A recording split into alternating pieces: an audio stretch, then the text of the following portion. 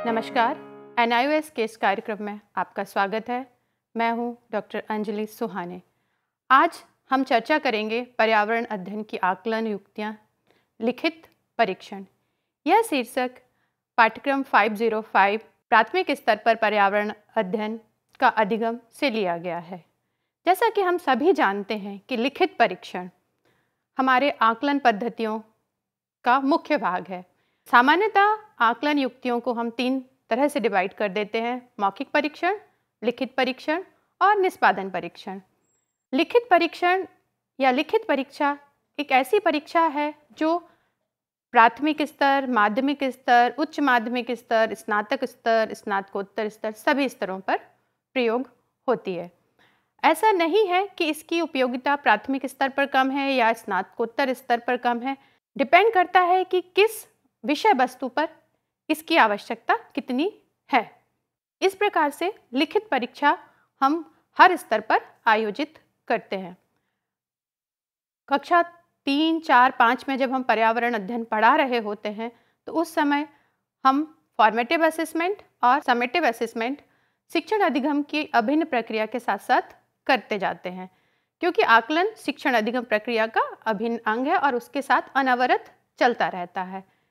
लिखित परीक्षण formative assessment में भी यूज़ होता है और समेटिव असेसमेंट में भी यूज़ होता है। जब हम यूनिट टेस्ट ले रहे होते हैं उस समय भी लिखित परीक्षण करते हैं और वर्ष में जो 2 बार हम समेटिव असेसमेंट करते हैं उस समय भी हम लिखित परीक्षण या लिखित परीक्षा का प्रयोग करते हैं। लिखित परीक्षा वह परीक्षा होती है जिसमें विद्यार्थी पेपर पेंसिल के द्वारा अपने प्रश्नों के उत्तर लिखता है। यहाँ पर मौखिक कुछ नहीं होगा, जो भी होगा वह पेपर पेंसिल पर होगा। तो लिखित परीक्षण को मुख्यतः 3 भागों में बांटते हैं: निबंधात्मक प्रश्न, लघुत्तरीय प्रश्न और वस्तुनिष्ठ प्रश्न। कोई भी प्रश्न पत्र आप देखते हैं तो सामान्यतः उसमें 3 तरह के प्रश्न होते हैं: निबंधात्मक प्रश्न, लघुत्तरीय प्रश्न और वस्तुनिष्ठ प्रश्न। अगर एक कोई 2 घंटे का प्रश्न पत्र बनाया गया है और 100 मार्क्स का है, 100 मार्क्स के लिए वो बनाया गया है, तो उसमें डिपेंड करता है कि वह किस स्तर के लिए बनाया गया है। हो सकता है उसमें 10 अंकों के वस्तुनिष्ठ प्रश्न हो, 40 नंबर के लघुत्तरीय प्रश्न हो और 50 नंबर के निबंधात्मक प्रश्न हो। तो ये तीनों प्रश्न मिलकर लिखित परीक्षा आयोजित की जाती है। अब सबसे पहले हम बात करते हैं कि निबंधात्मक प्रश्न क्या है। इन प्रश्नों के उत्तर की सीमा उद्देश्यों तथा विद्यार्थियों की आयु के आधार पर निर्धारित करते हैं। जैसा कि हम कह रहे हैं कि इन प्रश्नों के उत्तर की सीमा उद्देश्यों और विद्यार्थी की आयु के आधार पर निर्धारित करते हैं। हम इन प्रश्नों के माध्यम से क्या जानना चाहते हैं, एक तो एक बात हुई। दूसरी है कि विद्यार्थी की आयु क्या है, उसके आधार पर हम जो शब्द सीमा है वो निर्धारित करते हैं। प्राथमिक स्तर पर सामान्यतः यह शब्द सीमा 50 से 200 शब्दों तक सीमित होती है, क्योंकि प्राथमिक स्तर के विद्यार्थी छोटे होते हैं और वह इससे अधिक शब्दों में अपने प्रश्न का उत्तर सामान्यतः नहीं लिख पाते। यही यदि निबंधात्मक प्रश्न स्नातक और स्नातकोत्तर स्तर पर पूछे जाते हैं तो इनकी शब्द सीमा हम 600-800 शब्दों तक कर सकते हैं। इसीलिए मैंने इस बात पर जोर दिया है कि लिखित प्रश्न में जो निबंधात्मक प्रश्न है, इनकी शब्द सीमा जब भी आप निर्धारित करें तो उद्देश्य और विद्यार्थी की आयु देखकर करें। निबंधात्मक प्रश्नों को निर्माण करते समय ध्यान रखने योग्य बातें क्या बातें हैं जो आपको ध्यान रखना है जब आप निबंधात्मक प्रश्न बनाएं? पहला, प्रश्न में स्पष्टता हो कि किस प्रकार का उत्तर चाहिए। प्रश्न में स्पष्टता हो कि किस प्रकार का उत्तर चाहिए। जैसे ये बच्चे क्लास 3rd, 4th, 5th के बच्चे हैं और अगर आप इनसे को इस तरह का कोई प्रश्न दें कि वायु प्रदूषण से आप क्या समझते हैं और 200 शब्दों में लिखिए। अब बच्चा थोड़ा भ्रमित हो जाएगा कि उसको क्या लिखना है इस प्रश्न में। उससे बेटर हो कि आप ये पूछें कि वायु प्रदूषण क्या है, वायु प्रदूषण क्यों होता है और इसको कैसे रोका जा सकता है। अब आपने इस प्रश्न को 3 भागों में डिवाइड कर दिया कि वायु प्रदूषण क्या है, वायु प्रदूषण को कैसे होता है और वायु प्रदूषण को कैसे रोका जाए। तो विद्यार्थी को क्लियर हो गया कि उसको इस प्रश्न के उत्तर में क्या देना है और क्या लिखना है। उद्देश्यानुसार समय दिया जाए। हमारा उद्देश्य क्या है, हम क्या जानना चाहते हैं। अब इस प्रश्न को, जो प्रश्न की बात मैं कर रही थी, इसमें 3 भाग हैं और अगर यह 5 नंबर का प्रश्न है तो उनको इसको लिखने के लिए कितना समय दें, 5 मिनट, 7 मिनट, तो वह समय निर्धारित कर लें तो आसानी होगी। क्योंकि कई बार क्या होता है कि बच्चे इतना लिखते जाते हैं एक ही प्रश्न को कि उनको दूसरे प्रश्न को लिखने का समय नहीं होता। लेकिन जब हम उनको शब्द सीमा दे देते हैं और प्रश्न को में स्पष्टता होती है तो विद्यार्थी उसको अपने समय पर कंप्लीट करते हैं। तीसरा है कि प्रश्न विद्यार्थी की सृजनात्मकता तथा पहल का बोध कराएं। ऐसे प्रश्नों का निर्माण करें जो कि थोड़ा हटके हों और जिसमें विद्यार्थी कुछ सृजनात्मकता और अपनी बात कह सके। जैसे मान लीजिए पर्यावरण अध्ययन में हमारे एक थीम है वृक्ष, पेड़। वहाँ पर जो सब थीम है उसमें वृक्ष से रिलेटेड अगर आप एक क्वेश्चन उनको दें कि यदि पेड़ चलने लगे तो क्या होगा, इसका आंसर विद्यार्थी अपनी अपनी सृजनात्मकता दिखाएगा, अपनी तरह से सोचेगा, थोड़ा विश्लेषण करेगा और उसके अकॉर्डिंग अपना आंसर लिखेगा। तो इस तरह से ऐसे प्रश्न हों जो थोड़ा विद्यार्थी को कुछ सोचने पर मजबूर करे, कुछ उनकी विश्लेषण संश्लेषण की क्षमता उसमें आए, ना कि सिर्फ ऐसे प्रश्न हों जिससे कि हमें उनके ज्ञान जो उन्होंने पढ़ा है और जो वो रट कर आए हैं वह लिख सकें। तो ऐसे प्रश्नों से का प्रयोग थोड़ा कम करें तो ज़्यादा अच्छा होगा। ये तो हुआ निबंधात्मक प्रश्न क्या है। इसके बाद हम आते हैं कि निबंधात्मक प्रश्न के गुण क्या होते हैं। निबंधात्मक प्रश्न तर्क, तुलना, आलोचना, संबंध स्थापित करने, कल्पना आदि मानसिक योग्यताओं की जांच के लिए उपयुक्त हैं। तर्क, तुलना, अगर किसी 2 सजीव और निर्जीव में तुलना करना है तो उसके लिए हमें क्या प्रश्न बनाना पड़ेगा, निबंधात्मक प्रश्न। आलोचना, संबंध स्थापित करना, कल्पना, जो अभी हमने एक प्रश्न लिया था ये कल्पना थी कि अगर पेड़ चलने लगे तो क्या होगा। ये सभी ऐसी मानसिक योग्यताओं को मापने के लिए निबंधात्मक प्रश्न उचित होते हैं। समस्या समाधान और सृजनशीलता के विकास में सहायक हैं, जो मैंने अभी पहले आपसे कहा। लेखन कौशल और भाषा शैली के विकास में सहायक हैं।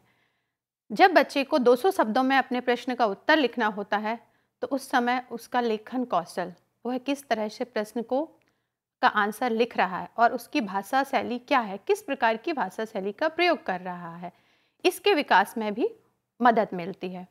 व्याख्या और समीक्षा आदि की जांच के लिए उपयुक्त हैं। ऐसे निबंधात्मक प्रश्न जो होते हैं वह मौका देते हैं किसी बात की व्याख्या करने पर, उसकी समीक्षा करने पर, कोई स्टेटमेंट दिया है किसी ने उसकी समीक्षा करने पर, तो ऐसे प्रश्न मदद करते हैं व्याख्या और समीक्षा के लिए। निर्माण की दृष्टि से सरल है। सामान्यतः जो निबंधात्मक प्रश्न होते हैं वह निर्माण की दृष्टि से सरल होते हैं क्योंकि एक प्रश्न पत्र में सामान्यतः 4 या 5 वस्तु निबंधात्मक प्रश्न होंगे और ये निबंधात्मक प्रश्न पूरे जो हमारा पाठ्यक्रम है, जो सिलेबस है, उसमें से निकालना होता है। तो 5 प्रश्नों का निर्माण करना बहुत आसान होता है और शिक्षक को इसमें ज़्यादा कठिनाई नहीं होती है। नेक्स्ट है समय, धन और क्षमता की बचत होती है। जो समय है, वस्तुनिष्ठ प्रश्न के कंपैरिजन में निबंधात्मक प्रश्न में समय कम लगता है, धन भी कम लगता है और शिक्षक की जो क्षमताएं हैं उनकी भी थोड़ा बचत की जा सकती है। ऐसा नहीं है कि उनको बहुत सारी एफिशिएंसी दिखानी होती है। इस तरह से ये निबंधात्मक प्रश्न के गुण हैं। इसके बाद आती है निबंधात्मक प्रश्न की सीमाएं क्या हैं। पाठ्यक्रम का अपर्याप्त प्रतिनिधित्व।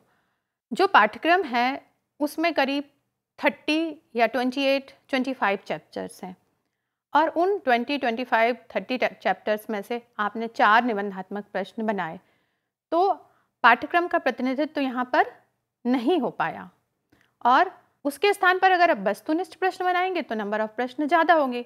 4 निबंधात्मक प्रश्न 5-5 नंबर के 20 नंबर के हो गए और उस 20 नंबर में आप 4 कॉन्सेप्ट्स को टच कर पाए। उसके स्थान पर 1-1 नंबर का वस्तुनिष्ठ प्रश्न होगा तो आप 20 कॉन्सेप्ट को टच कर पाएंगे। उसके स्थान पर अगर लघुत्तरीय प्रश्न होगा और 2-2 नंबर के प्रश्न हैं तो आप उस समय 10 प्रश्न बना पाएंगे और आप 10 कॉन्सेप्ट को टच कर पाएंगे। तो इस तरह से पाठ्यक्रम के प्रतिनिधित्व की बात आती है। स्मृति पर अधिक बल। ज़्यादातर प्रश्न जो होते हैं वह स्मृति पर आधारित होते हैं। निबंधात्मक प्रश्न शिक्षक ज़्यादा प्रयत्न नहीं करता और जो कंटेंट होता है उसको देखकर प्रश्न बना देता है। साधन के स्थान पर लक्ष्य, यहाँ पर हम लक्ष्य ध्यान रखते हैं कि क्या करना है, हमें परीक्षा लेनी है और परीक्षा का एक तरीका निबंधात्मक प्रश्नों से भी हो सकता है, उसको करके हम अपनी ड्यूटी पूरी कर लेते हैं। प्रश्नों के उत्तर में अनिश्चितता, सामान्यतः जो प्रश्न होते हैं और उनके जो उत्तर होते हैं उनमें विद्यार्थी के पास फ्रीडम होती है कि वह अपने अकॉर्डिंग उन आंसर्स को लिख सकता है। जैसा एक प्रश्न मैंने पहले लिया था कि वायु प्रदूषण क्या है, वायु प्रदूषण कैसे होता है और वायु प्रदूषण को आप कैसे रोक सकते हैं, तो इसके उत्तर सभी विद्यार्थियों के अलग अलग हो सकते हैं और उनको वह अलग अलग तरह से लिखता है। फिर अंकन में कठिनाई, अब देखिए जब एक ही प्रश्न के उत्तर विद्यार्थियों ने अलग अलग लिखे तो अंकन में कठिनाई तो निश्चित आएगी।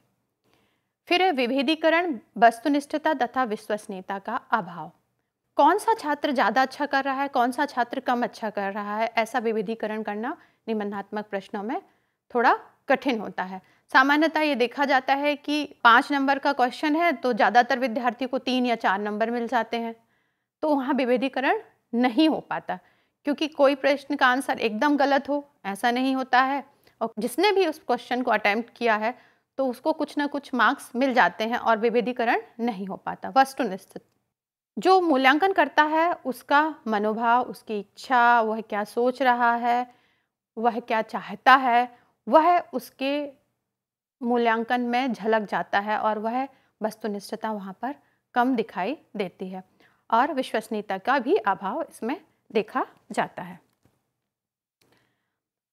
अब जैसा कि कुछ कमियां हैं तो उन कमियों के लिए कुछ सुझाव मैं बता दे रही हूँ, जिनको चाहें तो आप प्रयोग कर सकते हैं। फलांकन से पूर्व विद्यार्थी का नाम ना पढ़ा जाए, क्योंकि आपका जो विद्यार्थी के प्रति जो आपका पहले से जो आपका मन है ना, आप किसी विद्यार्थी का को जानते हैं पहले से, पूरे वर्ष भर उसको पढ़ा रहे हैं, तो कुछ ना कुछ आपका उसके प्रति बायस्ड, कुछ उसके प्रति आपकी पूर्व अवधारणा बन गई होगी। वो अवधारणा लेके अगर आप उसका आंसर या चेक करेंगे तो वह कहीं ना कहीं उसमें वस्तुनिष्ठता नहीं आ पाएगी, तो उचित होगा कि उसका नाम ना पढ़ें। निबंधात्मक प्रश्न के विभिन्न पक्षों के लिए पूर्व में ही अलग अलग अंक निर्धारित कर लिए जाएं। जैसे कि मान लीजिए आपने उसी प्रश्न की बात करते हैं कि एक प्रश्न था वायु प्रदूषण क्या है, यह क्यों होता है और इससे को कैसे रोका जा सकता है, और इसमें आपने कह दिया वायु प्रदूषण होने के किन्हीं 3 कारणों को स्पष्ट कीजिए। तो अब ये टोटल इस प्रश्न के 3 भाग हो गए। पहला प्रश्न भाग के लिए आप 1 नंबर डिसाइड किया, अगर विद्यार्थी वायु प्रदूषण के कारण बताता है तो 2 और नंबर, और उनके उपाय बताता है तो 2 और, टोटल 5 मार्क्स। और अगर वह 3 कारण पूछे, तीनों कारण लिखता है तो 2 में से 2 नंबर, उनकी जो वजह है उनको कमी के लिए सुझाव बताता है तो 2 और। तो इस तरह आपने क्या किया, निबंधात्मक प्रश्न के विभिन्न पक्षों के लिए आपने अंक पहले ही निर्धारित कर लिए।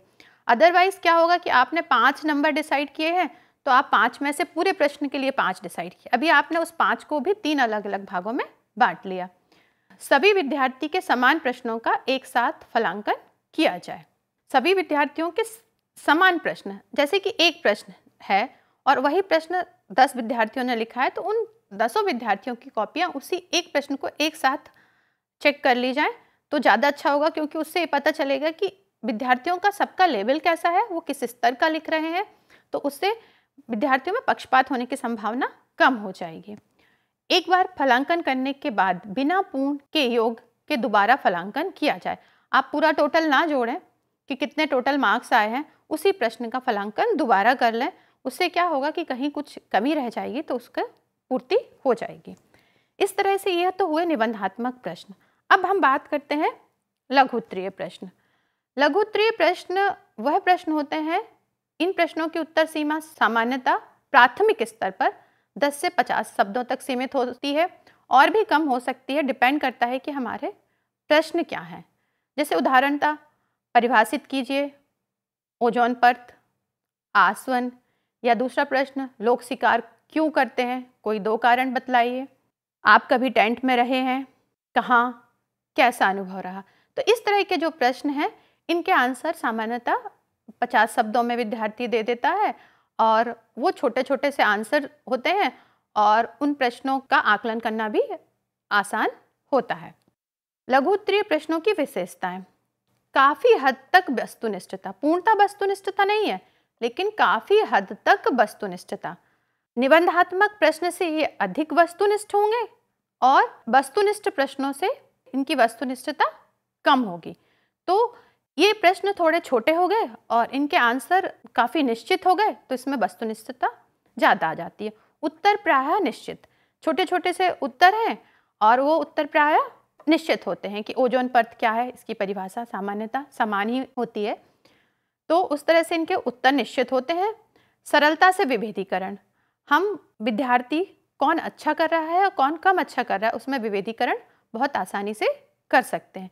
अधिगम की जांच की अधिक गहराई तक, अधिगम की जांच जो है वो अधिक गहराई तक कर सकते हैं क्योंकि आपने छोटे छोटे प्रश्न पूछे और उसका डिटेल आंसर चाहा है, तो वहाँ पर जो अधिगम बच्चे का हो रहा है उसको आप डेप्थ पता कर सकते हैं कि किस डेप्थ तक बच्चा समझता है। निदानात्मक परीक्षण के लिए उपयोगी, जो निदानात्मक परीक्षण होते हैं उसके लिए लघु उत्तरीय प्रश्न बहुत उपयोगी होते हैं। इस तरह से लघु उत्तरीय प्रश्न की ये विशेषताएं हुई। अब आता है वस्तुनिष्ठ प्रश्न। 3 तरह के प्रश्न थे, हमने निबंधात्मक प्रश्नों की चर्चा कर ली क्या होते हैं, लघु उत्तरीय प्रश्नों की चर्चा कर ली। अब आया है वस्तुनिष्ठ प्रश्न। वस्तुनिष्ठ प्रश्न की श्रेणी में वे प्रश्न आते हैं जिनके उत्तर निश्चित होते हैं, मतलब जिनका उत्तर एक और एक ही होगा, वह प्रश्न वस्तुनिष्ठ प्रश्नों की श्रेणी में आएगा। इस परीक्षा के माध्यम से अभिज्ञान और प्रत्यय स्मरण संबंधी क्षमताओं का आकलन किया जाता है। आप देख रहे हैं कि 2 तरह की क्षमताओं की बात कर रहे हैं, अभिज्ञान और प्रत्यय स्मरण संबंधी क्षमताएं। इसके अलावा और कोई क्षमताओं का आकलन हम सामान्यतः लघु वस्तुनिष्ठ प्रश्नों से नहीं करते हैं। अभिज्ञान जो आप देख के समझ पाते हैं कि इसका आंसर क्या होगा, और प्रत्यय स्मरण जिनको हम याद करते हैं कि इसका आंसर क्या होगा। इन प्रश्नों के निर्माण के समय ध्यान रखने योग्य बातें क्या हैं? पहला, सरल और स्पष्ट भाषा हो। जो भी प्रश्न आप पूछ रहे हैं उसकी भाषा कैसी हो? सरल हो, स्पष्ट हो। प्रत्येक प्रश्न स्वतंत्र और पूर्ण हो। ऐसा नहीं हो कि जो चौथे नंबर का प्रश्न है वो तीसरे प्रश्न के ऊपर आधारित हो। हर प्रश्न जब भी लिखा जाए वह कैसा हो? पूर्ण हो और स्वतंत्र हो। निर्देशों का और पूर्ण सही निर्देश दिए जाएं। जैसे कि मान लीजिए आपने एक प्रश्न पूछा है, वस्तुनिष्ठ प्रकार का प्रश्न है और उसके 4 ऑप्शन है, आ, बा, सा, दा, तो आप पहले से बता दें कि उनको क्या करना है। उनको आ, बा, सा लिखना है कि जो करेक्ट आंसर है वो लिखना है, या सिर्फ आ, बा, सा, दा लिखना है, या टिक करना है। तो ये निर्देश भी आपको देना बहुत ज़रूरी है। भाषा ऐसी ना हो जो कि अनुमान लगाने को प्रेरित करे। आप ऐसे प्रश्न ना पूछें वस्तुनिष्ठ में कि जो अनुमान लगाने को प्रेरित करे। जैसे कि अगर हम एक ऐसा प्रश्न पूछें कि पृथ्वी वस्तुओं को अपने गुरुत्व केंद्र की ओर जिस बल से आकर्षित करती है वह कौन सा है?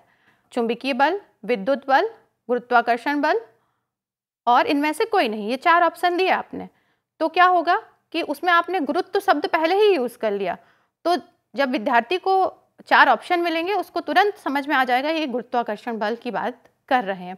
तो ऐसे प्रश्न ना पूछें, कोशिश करें कि ऐसे प्रश्न ना बनाएं तो ज़्यादा उचित होगा। वस्तुनिष्ठ जो प्रश्न है वो 2 प्रकार से होते हैं। पहला है अभिज्ञान और दूसरा है प्रत्यय स्मरण। अभिज्ञान में 4 तरह के आते हैं, सत्य असत्य, बहुविकल्पीय, समानता, मिलान रूप। प्रत्यय स्मरण में 2 तरह के होते हैं, सामान्य प्रत्यय स्मरण और रिक्त स्थान पूर्ति। अभिज्ञान जो ज्ञान है उसी में से आपको जो उसमें दिख रहा है उसमें आपको चॉइसेस अवेलेबल हैं और उस चॉइसेस में से ही आपको प्रश्न का उत्तर देना है अभिज्ञान में। प्रत्यय स्मरण जिसमें आपको स्मरण करना है, अपनी चीज़ों जो भी आपको याद है उसको फिर से ध्यान करना है कि ये क्या होगा। तो इस तरह से 2 कैटेगरी होती हैं वस्तुनिष्ठ प्रश्नों की, अभिज्ञान और प्रत्यय स्मरण। अब हम एक एक करके इनके जो अलग अलग प्रकार हैं अभिज्ञान और प्रत्यय स्मरण की, इनकी बात कर लेते हैं। पहला है अभिज्ञान में सत्य असत्य। सत्य असत्य प्रश्न हमने हमेशा ही देखे हैं। जैसे एक प्रश्न मैंने यहाँ लिखा है, हवा में नाइट्रोजन गैस की मात्रा 90% है, सत्य असत्य। अब विद्यार्थी को क्या करना है, अभिज्ञान के ऊपर है ये उसके, कि उसको बस पता होना चाहिए, तो उसमें या तो सत्य होगा यह प्रश्न या असत्य होगा। दूसरा है पानी सार्वभौमिक विलायक है, सत्य असत्य। तो इस तरह के जो प्रश्न होते हैं वो सत्य असत्य करना होता है और उनके पास 50% चांस होते हैं कि उनका प्रश्न सही हो जाए। ठीक है, तो अब इन प्रश्नों के निर्माण जब आप कर रहे हैं तो आपको क्या बातें ध्यान रखनी है। पहली बात है, व्यापक सामान्य कथनों से बचना चाहिए। ऐसे कथन ना दें जहाँ पे कुछ डाउट हो या फिर जिसमें कहीं पर भी व्यापक भी है पर कहीं उसमें कुछ गुंजाइश भी है कि ये कुछ कहीं पर भी उसका एक अंश हो सकता है कि वो कहीं ट्रू और फॉल्स के लिए सही ना हो। जैसे कि आपने पूछा कि सभी पदार्थ गर्म करने पर फैलते हैं, सत्य असत्य। अब पानी तो नहीं फैलता है, तो ऐसे कथनों से बचना चाहिए।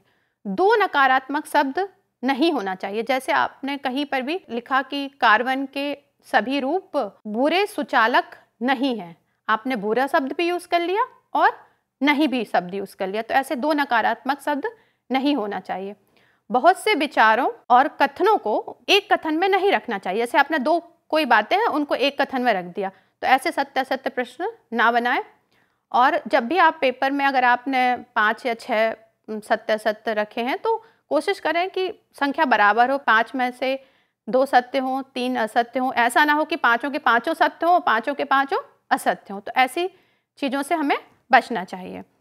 अगला है बहुविकल्पीय प्रश्न। बहुविकल्पीय प्रश्न ऐसे प्रश्न होते हैं जिनमें कि एक कोई कथन होता है और उनके 4 विकल्प दिए जाते हैं। जैसे कि यहाँ पे आप देखें, पहला एक उदाहरण लिया है कि पानी का मुख्य स्रोत क्या है। इसमें है नदी, तालाब, समुद्र, वर्षा।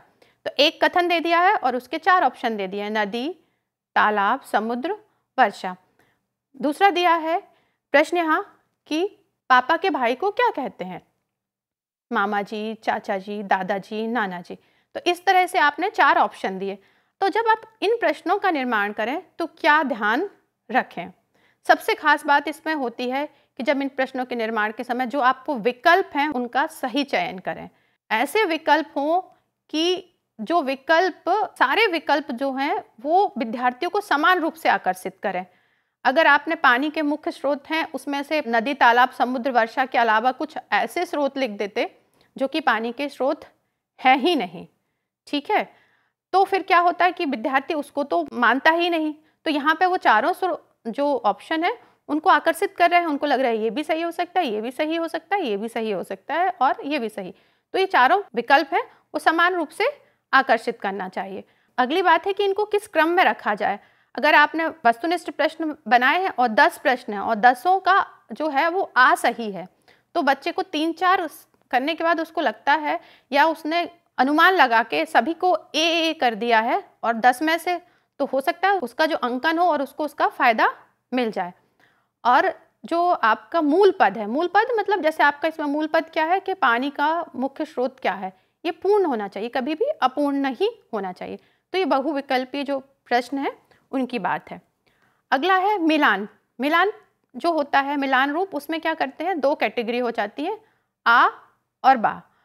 आ में एक गुणों के शब्द होते हैं, बा में दूसरे कैरेक्टरिस्टिक्स के शब्द होते हैं और उनमें से एक का संबंध दूसरे से होता है। जैसे यहाँ पर मैंने लिया है पानी, भाप, बर्फ, दूसरी तरफ लिया है उसकी जो अवस्थाएं हैं, ठोस, द्रव, गैस। तो एक तरफ उसकी अवस्थाएं और उसके पानी के विभिन्न रूप हैं, तो यहाँ पर उनके तीनों को एक दूसरे के साथ मैच करना है। अगला है समांतर रूपी। इसमें क्या होता है कि 2 का रिलेशन आपस में होता है और एक जो तीसरा देते हैं उसका रिलेशन के लिए आप जगह छोड़ देते हैं। जैसे यहाँ पे लिया है जामुन, फल, लौकी, डैश डैश डैश। अब जामुन फल कैटेगरी में आता है तो लौकी किस कैटेगरी में आएगी, ये विद्यार्थी को सोचना पड़ेगा। वो हो सकता है कि इसके साथ उन ऑप्शन जो दिए हैं उसमें भी 4 ऑप्शन है, आलू, सब्जी, प्याज, पत्ती, इस तरह से हमने उसके ऑप्शन रखे, इसमें से उसको एक चुनना होता है। नीचे दूसरा उदाहरण देख रहे हैं, रेल की पटरी, बस, डैश डैश डैश। अब इसके लिए ऑप्शन है सड़क, हवा, पानी, आकाश। तो इसमें क्या है कि जो पहले ग्रुप में है उनका आपस में दूसरा एक रिलेशन है और जो दूसरे ग्रुप में है उनका भी आपस में एक रिलेशन है। तो इस तरह से ये जो अभिज्ञान प्रश्न हुए ये 4 तरह से हुए। इसके बाद आते हैं प्रत्यय स्मरण प्रश्न। प्रत्यय स्मरण स्मरण के ऊपर आधारित होते हैं। दो तरह के हैं। सामान्य प्रत्यय स्मरण। सामान्य प्रत्यय स्मरण में क्या है कि छोटे छोटे से प्रश्न होते हैं जिनका एक उत्तर होता है। पंखे के समान किस जानवर के कान होते हैं? प्रशीतकों से कौन सी गैस निकलती है? जलने में कौन सी गैस सहायक है? दूसरे है रिक्त स्थान पूर्ति। गुरुद्वारे में होने वाले खाने को डैश डैश डैश कहते हैं। डैश भारत का राष्ट्रीय पशु है।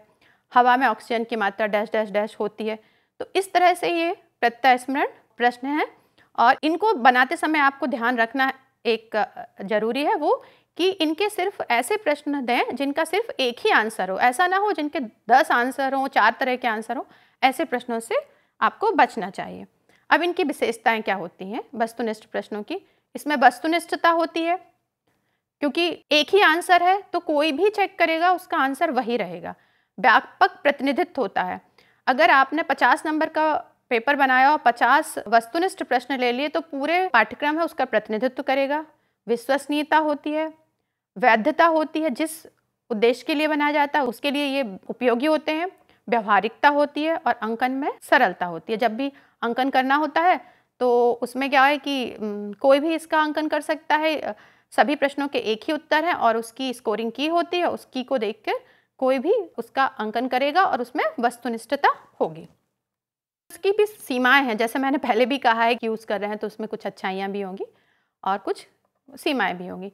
बनाने में बहुत समय लगता है। अब आपको अगर 50 प्रश्न बनाने हैं तो 50 पहले आपके कथन होंगे। उन कथन के 4 आपको विकल्प चुनने होंगे। वो चारों विकल्प ऐसे हों कि चारों विद्यार्थियों को आकर्षित करें तो उसमें समय बहुत लग जाता है। अभिव्यक्तियों का परीक्षण नहीं किया जा सकता। इसमें मैंने पहले भी बताया है कि लिखा है कि अभिज्ञान और प्रत्यय स्मरण 2 चीज़ों का परीक्षण करते हैं। व्याख्या, समीक्षा, सृजनशीलता की जांच के लिए अनुपयुक्त हैं और अनुमान लगाने को बढ़ावा मिलता है। ऑप्शन मिल रहे हैं तो ऑब्वियसली विद्यार्थी अनुमान लगा सकता है। इस तरह से अभी आज हमने बात किया कि लिखित परीक्षाएं क्या होती हैं और लिखित परीक्षाओं में किस किस तरह के प्रश्न होते हैं। तो लिखित परीक्षाओं में विद्यार्थियों 3 तरह के प्रश्न हैं। निबंधात्मक, लघु उत्तरीय और वस्तुनिष्ठ प्रकार के प्रश्न। आप जब भी प्रश्नों का निर्माण करें देख लें कि हमारा कंटेंट क्या है, हमारे उद्देश्य क्या हैं और हमारे पास समय कितना है। उन तीनों को देख के विद्यार्थी की आयु, उद्देश्य, समय को देखते हुए आप प्रश्नों का निर्माण करें। प्रश्नों के निर्माण के समय जो भी बातें अभी हमने चर्चा की है उनको ध्यान रखें और जब भी कथन बनाएं वह स्पष्ट बनाएं। एक छोटी 3rd, 4th, 5th के बच्चों के लिए सामान्यतः हम लघु उत्तरीय प्रश्नों का प्रयोग अधिक करते हैं क्योंकि निबंधात्मक प्रश्न उनको लिखने में उतना आनंद नहीं आता और उतना लिखना उस उम्र के बच्चों को अच्छा भी नहीं लगता है। तो हम सामान्यतः लघु उत्तरीय प्रश्नों का प्रयोग ज़्यादा कर लेते हैं। इस तरह से आप अपनी सूझबूझ के साथ विषय वस्तु को देखते हुए प्रश्नों का निर्माण करें। आपने इस कार्यक्रम में भाग लिया, इस चर्चा को सुना, आपका बहुत बहुत धन्यवाद। हम निश्चित ही किसी और चर्चा में मिलेंगे, शामिल होंगे। धन्यवाद।